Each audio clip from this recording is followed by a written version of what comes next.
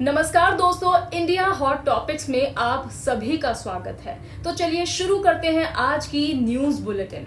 भारत में कोरोना का कुल आंकड़ा पहुंचा 58 लाख के पार, दर्ज हुए 1000 से अधिक मौतों के केसेस। आपको बता दें कि भारत में कोरोना का कुल आंकड़ा 58 लाख के पार जा चुका है। उसी के साथ पिछले 24 घंटे में देश में 85,919 केसेस दर्ज हुए हैं और लगभग पिछले 24 घंटे में 1000 से ऊपर लोगों की मौत हो चुकी है। अब ध्यान देते हैं बिजनेस बुलेटिन पर। शेयर बाजार आज गुलजार, सेंसेक्स 438 अंक की बढ़त के साथ खुला। गुरुवार के भारी हाहाकार के बाद हफ्ते के अंतिम कारोबारी दिन शुक्रवार को शेयर बाजार हरे निशान में खुला।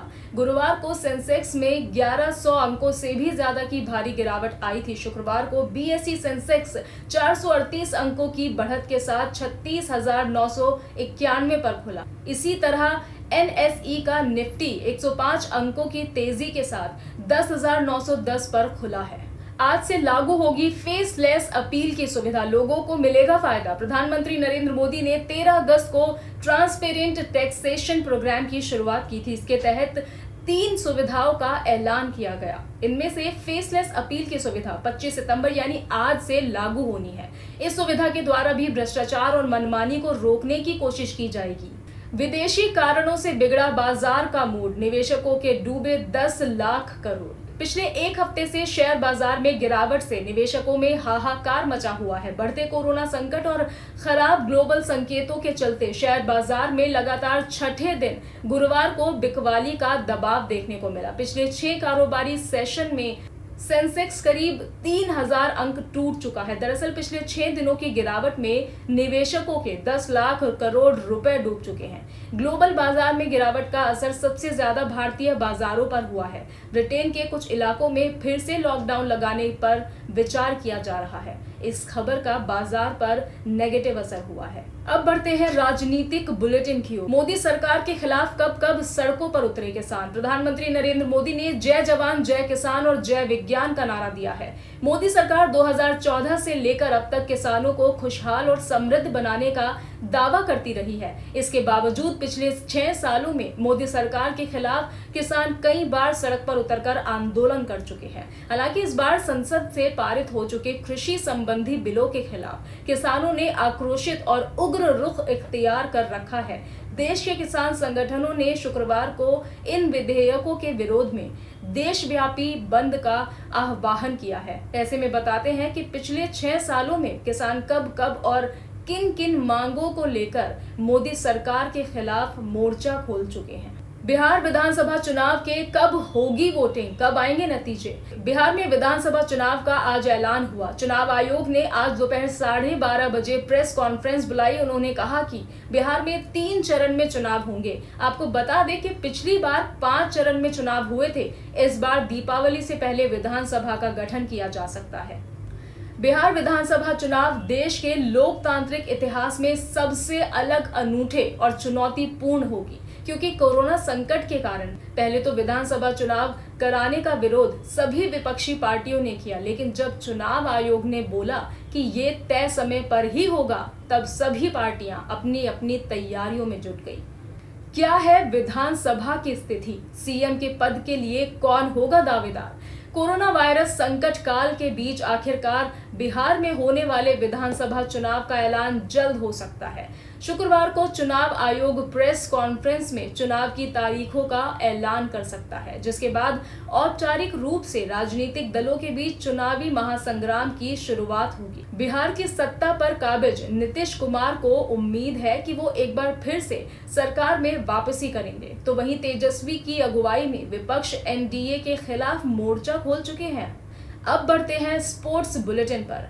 राहुल ने उधेड़ी आरसीबी की गेंदबाजी, शतक जड़कर आईपीएल में बनाया बड़ा रिकॉर्ड।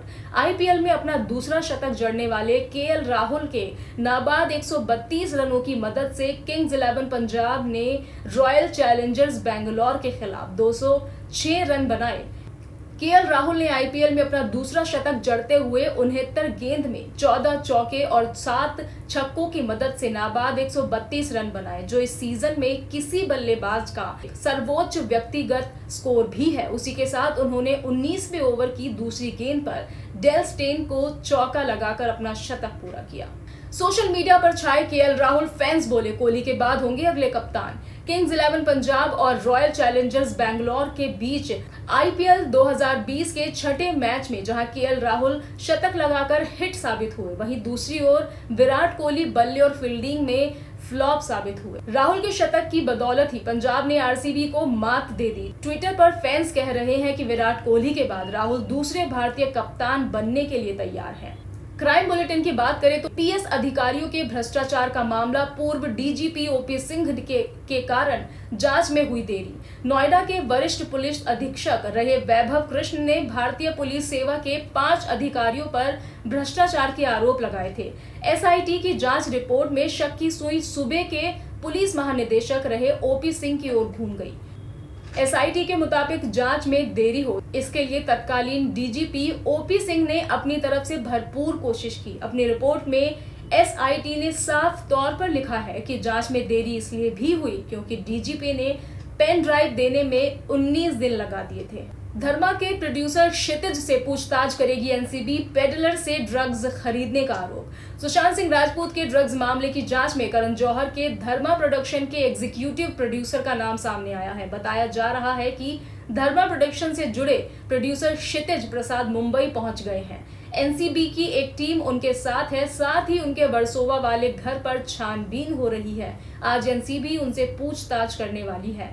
एक ड्रग पेडलर से पूछताछ में क्षितिज का नाम सामने आया था, इसी के चलते उन्हें समन जारी कर बुलाया गया है। टेक्नोलॉजी से संबंधित बुलेटिन में हम बात करेंगे मोदी ट्रंप राज में 3 अमेरिकी ऑटो कंपनियों ने भारत से समेटा कारोबार। भारत में हार्ले डेविडसन के दीवानों के लिए एक बुरी खबर है। अमेरिकी कंपनी हार्ले डेविडसन ने भारत में अपना प्रोडक्शन और सेल्स ऑपरेशन बंद करने की घोषणा की है। दरअसल बिक्री घटने और मुनाफा कम होने से कंपनी ने भारत में कारोबार बंद करने का फैसला लिया है। अमेरिका की दिग्गज बाइक निर्माता कंपनी हार्ले डेविडसन ने अपने खर्चों में $75 मिलियन की कटौती की योजना बनाई है, जिसमें वो भारत में मैन्युफैक्चरिंग बंद कर रही है। 30 सितंबर को भारत में लॉन्च होंगे रेडमी के नए ऑडियो प्रोडक्ट्स। आया टीजर। रेडमी इंडिया 30 सितंबर को एक बीट ड्रॉप इवेंट का आयोजन करने जा रहा है। इस इवेंट में कंपनी नए ऑडियो प्रोडक्ट्स लॉन्च करेगी। इसके लिए ट्विटर पर टीजर वीडियो पोस्ट किए गए हैं।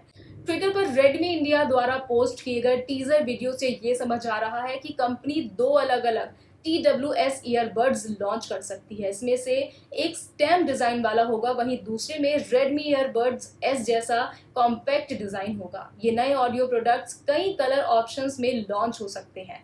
टीजर वीडियो के हिसाब से इनमें से एक कलर ऑप्शन ब्लैक भी होगा। तो ये थी आज की कुछ बड़ी खबरें। अगर आप इस वीडियो को YouTube पर देख रहे हैं तो इसे लाइक करें और सब्सक्राइब करें हमारे चैनल इंडिया हॉट टॉपिक्स को।